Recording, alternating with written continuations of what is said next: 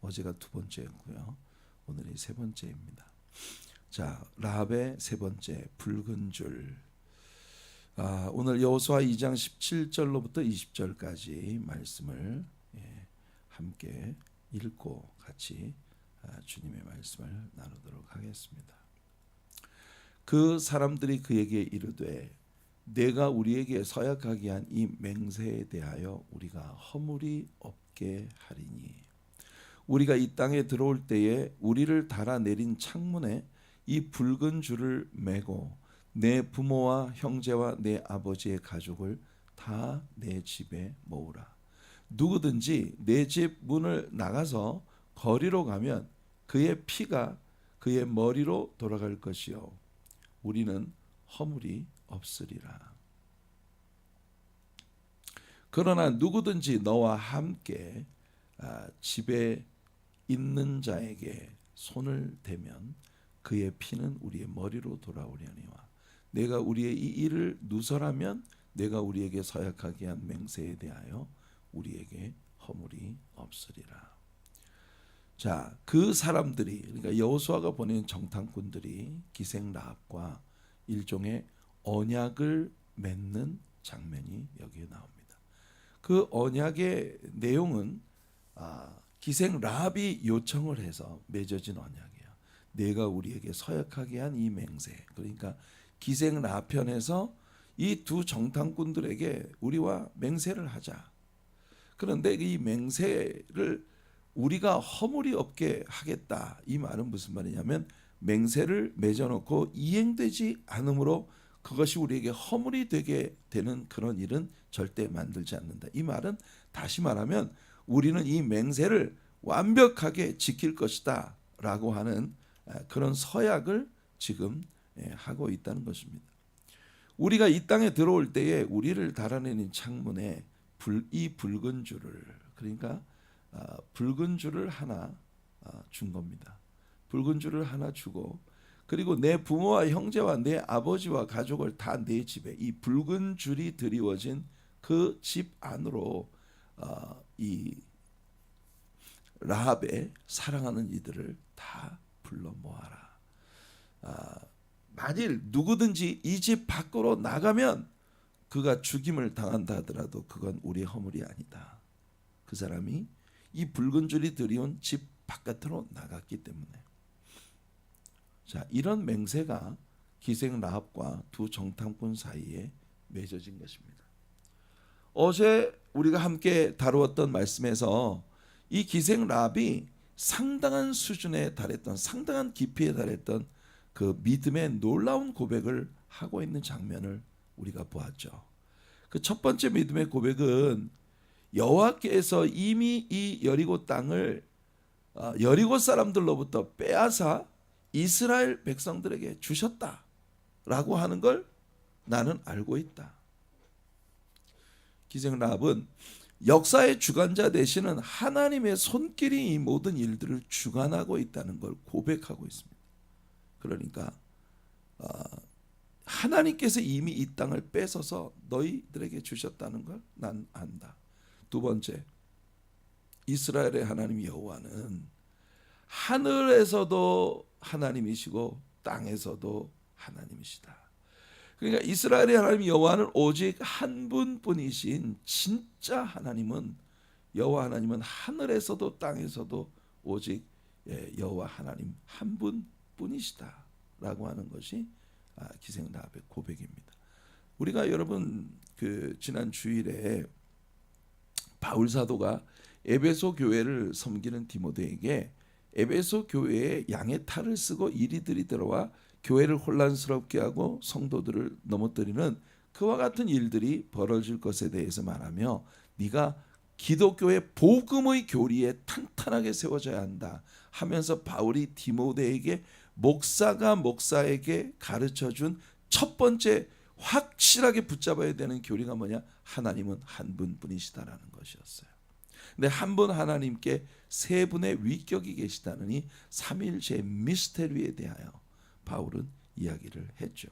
지금 기생 라합은요 구약 성경의 한복판에서 바울 사도가 말했던 그런 그 교리를 벌써 기생 라합은 깨달았다는 겁니다. 그러니 얼마나 놀라운 믿음을, 상당히 깊고 그리고 아주 상당한 수준에 달했던 믿음의 고백을 갖고 있었다는 거예요. 그래서 여호수아 2장 12절과 13절 말씀을 보면, 그러므로 바로 그와 같은 믿음의 고백의, 어제 11절에서 10절과 11절에서 그녀가 고백했던 그 고백의 토대 위에서, 그러므로 이제 청하노니, 라합은 이 믿음, 결국 하나님께서 이 땅을 너희들에게 이미 주셨다라고 하는, 그리고 그 하나님은 하늘에서나 땅에서나 누구나 그분과 견줄 수 없는 완전하신 홀로 하나이신 하나님이시다라는 그 기본적인 믿음 위에서 나는 너희들에게 간청한다. 뭐냐? 내가 너희를 선대하였은즉 너희도 내 아버지의 집을 선대하도록 여호와로 내게 맹세하고, 여호와 하나님의 이름을 들어 내게 맹세하고 내게 증표를 내라. 기생 라합은 내가 너희들을 선대해서 너희들을 목숨을 내가 구해 주었으니 너희들도 내게 보상을 해라 하며 보상을 구하고 있는 라합의 모습을 우리는 여기서 보고 있는 것입니다. 그리고 나의 부모와 나의 남녀 형제와 그들에게 속한 모든 사람을 살려주어 우리 목숨을 죽음에서 건져내랴. 자, 내가 너희들을 선대해서 너희들의 목숨을 구해 준 것처럼 너희들 또한 나와 내 아버지의 집을 선대해서 우리 모든 가족들을 죽음에서 구해달라. 자신이 믿음으로 행한 모든 일들에 대한 보상을 요구하고 있는 기생 라합의 모습을 봅니다. 여러분들은 어떻게 생각하세요? 어떤 분은 아마 이런 얘기를 할지도 모르겠습니다. 아이고, 그건 뭐 자기가 한 걸 갖다가 꼭 보상을 달라고 그렇게 하나. 근데 그게 아니에요. 하나님은 말입니다, 우리가 당당하게 믿음으로 역사하고 그리고 난 후에 하나님께, 하나님 다 잘했죠, 기억해 주세요, 꼭 보상해 주세요, 잊지 말아 주세요, 이렇게 하나님께 나아가는 걸 기뻐하십니다. 믿음이 없으면서 믿음 있는 척하고 손잡고 앉아 있는 것보다, 아무것도 모르면서 다 아는 척하고 앉아 있는 것보다는 도마처럼, 주님, 나는 주님의 상처에 손을 넣어보지 않고는 믿을 수가 없습니다. 예수님께서 도마에게 가까이 가셔서, 도마야, 너는 나의 상처를 만져보지 않고는 믿을 수 없느냐? 손을 내밀어 만져봐라. 내 손에 있는 못자국과 내 옆구리에 있는 창자국을 만져보고 믿음 없는 자가 되지 말고 믿는 자가 되어라. 여러분, 하나님은요, 우리가 진짜 그 약간 좀 뭐랄까, 우물떡 믿음을 대충 가시기를 바라지 않으십니다. 우리가 아주 선명하고 확실한 믿음을 가지고 우리 하나님 앞에 그 믿음이 확고한 만큼 우리들의 역사도, 그 믿음의 일들도 우리에게 확고하게 나타나서 결국 하나님 앞에 우리가 섬기고 난 다음, 하나님 잊지 말아주세요, 봉사해, 이거 내가 주님 앞에 봉사하고 섬긴 거 정말 잘했죠, 꼭 기억하시고 나에게 꼭 상급으로 갚아주세요, 이렇게 말하는 걸 하나님은 도리어 기뻐하신다는 겁니다. 우리는요, 성경의 역사 가운데 이렇게 했던 사람들을 알고 있습니다. 자신이 행했던 믿음의 역사. 여러분, 우리는 올 한 해 믿음의 역사, working faith, work하는, 일하는 믿음에 대해서 많은 것들을 지금 배우고 있습니다.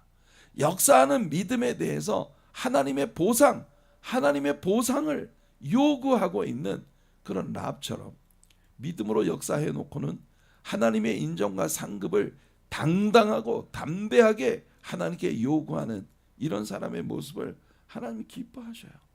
여러분, 그 대표적인 인물이 아마도 느헤미야라는 걸 여러분들은 당장 여러분들의 마음속에 떠올리고 계실 겁니다. 우리가 성경 여행을 함께하며 느헤미야를 공부할 때 이 느헤미야라는 사람이 하나님 앞에 진짜 기도를 많이 했어요. 여러분, 느헤미야서를 읽으면 느헤미야의 기도가 많이 나오는데 그 느헤미야의 기도 때마다 느헤미야는 하나님께 그런 얘기를 합니다. 하나님, 나 잘했죠? 나 착하죠? 잊지 마세요. 하나님 꼭 기억해 주세요. 내가 하나님 앞에 행하니 선한 일을 절대로 도말시키면 안 됩니다. 절대로 wash away 하시면 안 돼요. 하나님 내가 하나님 앞에 행하니 아름다운 착한 일 다 나에게 꼭 보상해 주셔야 합니다. 자, 느헤미야 13장 14절 보세요. 내 하나님이여 이 일로 말미암아 나를 기억합소서. 자신이 행한 일로 인해서 나를 꼭 기억해 주세요. 내 하나님의 전과 그 모든 직무를 위하여 내가 행한 선한 일을 도말하지 마옵소서. 여러분 이 도말한다고 하는 말은요, 씻어낸다는 말이에요. 아니면 페인트를 벽에 뭐 낙서가 많은데 흰 페인트를 팍 덮어버리는 겁니다. 그래가지고 완전 깨끗하게, 예, 하나님 내가 행한 이 선한 일 절대로 지워지지 않게 하나님 꼭 기억해 주세요 말하고 있는 겁니다. 여러분 큐트하지 않습니까? 하나님이 이런 사람 기뻐하세요. 내가 또 레위 사람들에게 몸을 정결하게 하고 와서 성문을 지켜 안식일을 거룩하게 하라 하였느니라. 내 하나님이여 나를 위하여 이 일도 기억하시옵고 주의 크신 은혜대로 나를 아끼시옵소서. 하나님 내가 행한 이 착한 일 꼭 기억해 주세요. 네. 그 다음에 또 30절로 31절 보면 내가 이와 같이 그들에게 이방 사람을 떠나게 하여 그들을 깨끗하게 하고 또 제사장과 레위 사람의 반열을 세워 각각 자기의 일을 맡게 하고 또 정한 기한에 나무와 처음 익은 것을 드리게 하였사오니 내 하나님이여 나를 기억하사 복을 주옵소서. 나를 기억하사 내가 행한 이 모든 아름다운 일들, 사실은 이 느헤미야 13장뿐만 아니라 느헤미야서 전체를 통해 느헤미야는 하나님 앞에 굉장히 많은 기도를 하고 있는데, 기도를 할 때마다 느헤미야는요, 하나님 저 잘했죠? 꼭 기억해 주세요. 하나님 앞에서 우리는 나는 하나님이 복 안 주셔도 됩니다. 나는 이런 태도를 취하는 것을 하나님 기뻐하지 않으세요. 물론 사람들 앞에서 내가 뭘 했다고 떠벌리고 사람들 앞에서 자랑하고 사람들 앞에서 영광을 구하려는 것은 하나님 기뻐하지 않으십니다.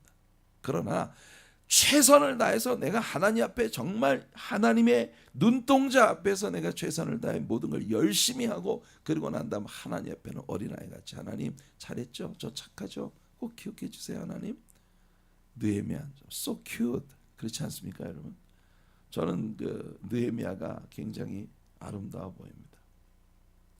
물론 느헤미야가 하나님께 구했던 것처럼 라합도 하나님께 그녀가 목숨을 하나님의 나라의 군대와 함께 목숨을 걸었어요. 그리고 난 다음 이 일을 꼭 기억해서 나에게 보상을 해야 한다.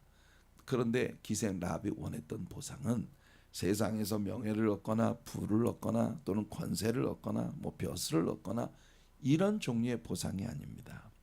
바로 나도 하나님의 딸로 받아들여졌다고 하는 것에 대한 확실한, 내가 하나님의 가족으로 인정되었다고 하는 것에 대한 확신을 그녀는 얻고자 했던 것입니다.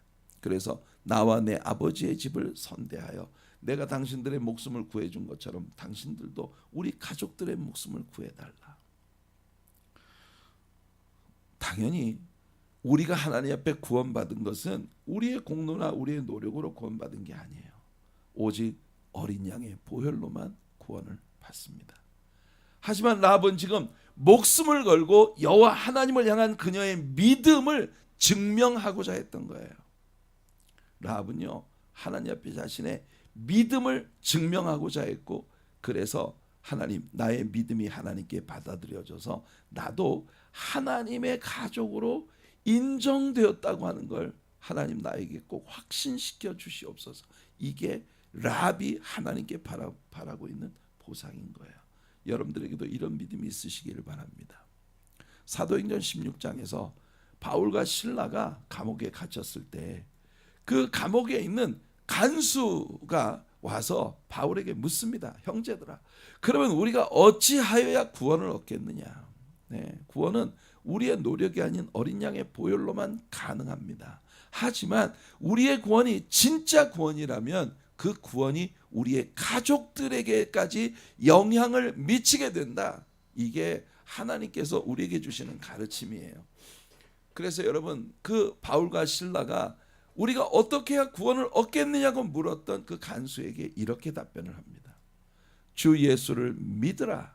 네가 주 예수를 믿으면 너와 내 집이 구원을 받으리라. 지금 기생 랍은 그녀가 가지고 있는 믿음의 선한 영향으로 내 모든 가족들이 다 구원을 꼭 받게 해달라고 이렇게 하나님께 구하고 있어요. 이 말은 무슨 말이냐? 랍의 믿음 가지고 식구들이 구원받지 못합니다. 우리는 에스겔서를 통해서 분명히 배웠어요. 모든 사람들이 자기의 죄로 말미암아 자기가 죽음을 당한다는 거, 죄 지은 그 영혼이 반드시 죽으리라. 하지만 여러분, 우리의 믿음이 우리의 주변에 있는 친구들이나 친척들이나 가족들이나 내가 사랑하는 사람들에게 선한 영향을 주어 그들의 구원에 이르도록 도울 수 있는 영향력이 있다는 걸 성경은 많은 부분에서 우리에게 여러분 가르치고 있습니다. 예를 들면 사도행전 10장에 나오는 고넬료를 보세요.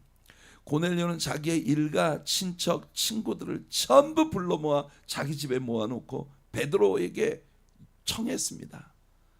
그때 베드로가 말씀을 증거하는데, 말씀을 증거하는 동안에 하나님의 성령께서 강림하셔서 그 모든 그곳에 모인 사람들이 다 예수 믿고 구원을 받았다고 하는 걸 확증해 주셨습니다. 놀라운 일이죠.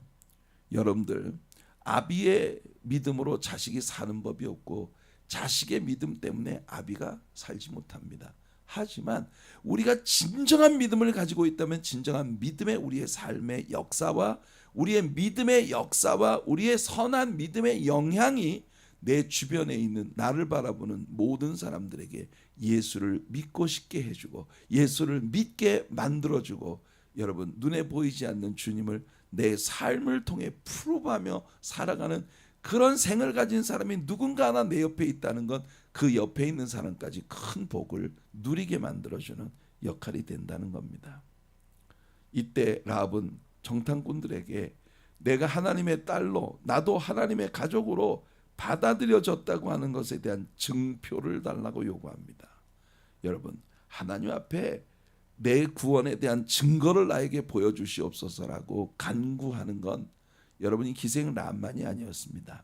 기드온도 다윗도 보세요.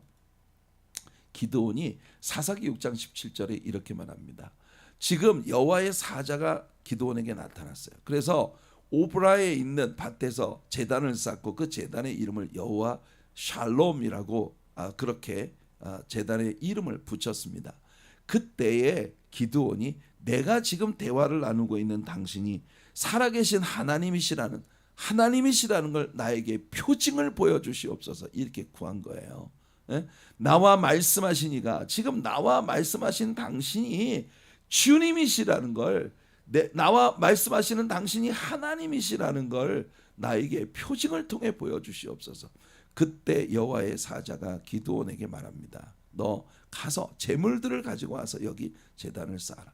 제단을 쌓아놓고 그 제물들을 올려놓고 기도할 때 바로 이 여호와의 사자가 그 제단에 불을 떨어뜨려서 그가 이 예배를 받으신 하나님이시라고 하는 걸 입증하신 거예요. 은총의 표징을 달라고 구합니다. 여러분, 다윗도 마찬가지예요.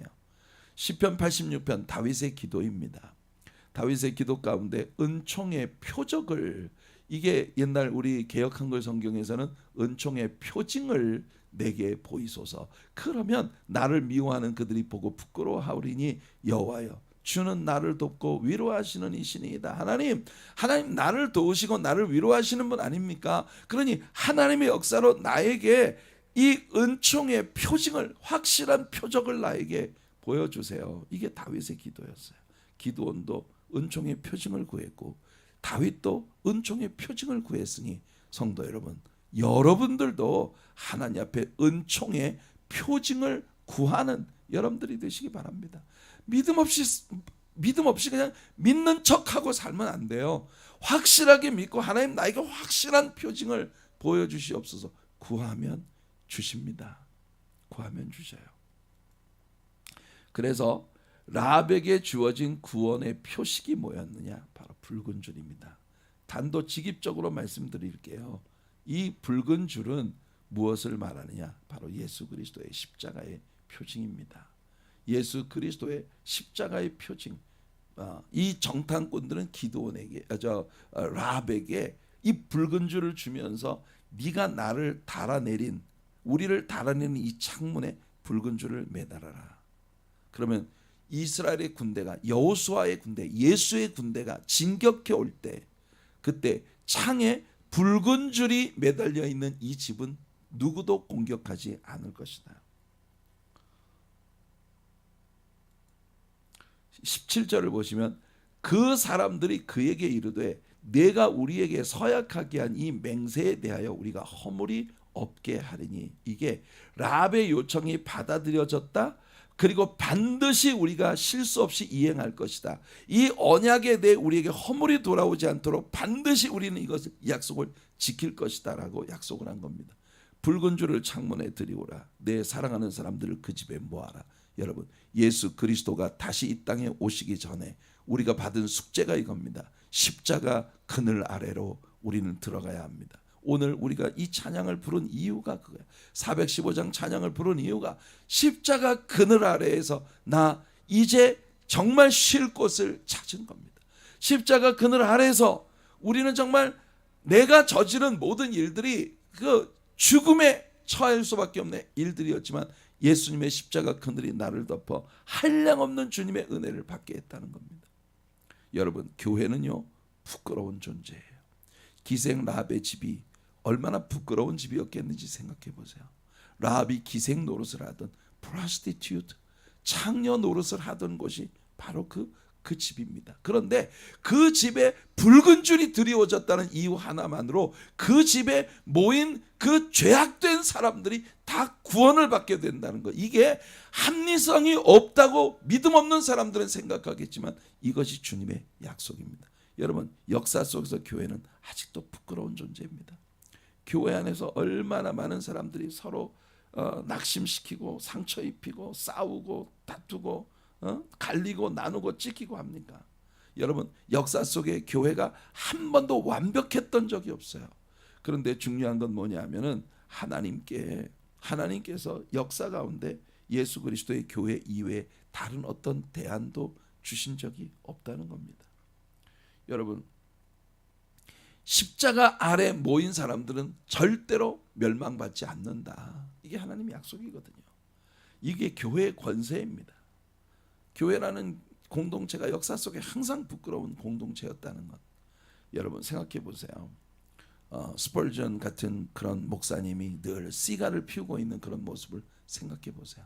한국 사람에게는 술, 담배가 크리스천으로 해서는 안 되는 일로 여겨지고 있는데 영국에 있는 스펄전 목사님은 시가를 피우면서 설교를 하셨단 말이에요.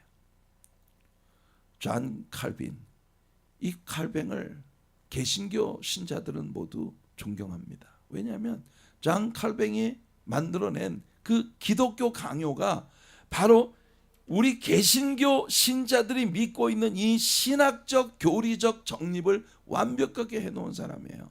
하지만 그 칼뱅이 얼마나 폭력적이고 아주 여러분들 그 폭군에 가까운 그런 인물이었는지 아십니까? 피도 눈물도 없는. 교회는 정말 부끄러운 곳이에요. 지금도 교회는 정말 부끄러운 곳이에요. 정말 너무나 이상한 사고를 가진 사람들이 다 모여 있는 곳이 교회예요. 그런데 말이에요, 주님은 그 교회를 여전히 사랑하십니다. 여전히 붉은 줄이 드리워진 라합의 집에 모여 있는 사람들처럼 예수 그리스도의 구원의 역사에 절대로 소외될 수 없는 영원한 안전을 제공해 주는 것이 바로 십자가 그늘이라는 거예요. 우리 하나님의 사랑교회라는 교회 공동체도 얼마나 우리 내면에 사실은 남모르는 상처와 아픔들이 많습니까? 그러나 그럼에도 불구하고 예수님이 이 땅에서 천국에 들어가기 위한 믿음의 역사를 발부해 주는 하늘나라의 대사관으로 이 땅에 세우신 그 주님의 공동체라는 이 한 가지 사실은 흔들리지 않는 일이에요. 그러니 우리는 있는 힘을 다해서 인자와 자비로 모든 사람들을 대해야 합니다. 선대해야 합니다. 그래서 우리의 공동체를 통해 더 많은 영혼들이 주님의 구원에 이르게 되는 그런 역사가 일어나도록 예수님이 재림하시기 전까지 여러분, 우리는 많은 사람들을 데려다가 하나님의 집을 채우는 이 일을 감행해야 할 것입니다. 자, 오늘 적용 말씀입니다. 누가복음 14장 23절. 주인이 종에게 이르되 길과 산울타리 가로 나가서 사람을 강권하여 데려다가 내 집을 채우라. 이것이 여러분 하나님의 아들의 혼인 잔치에 초대받은 사람들이 초대를 거절함으로써 하나님을 이 거절한 이 상황에서 하나님께서 주신 명령입니다. 길과 산 울타리로 가서 사람을 강권하여 데려다가 내 집을 채우라. 십자가 그늘 아래로 우리가 사랑하는 모든 이들을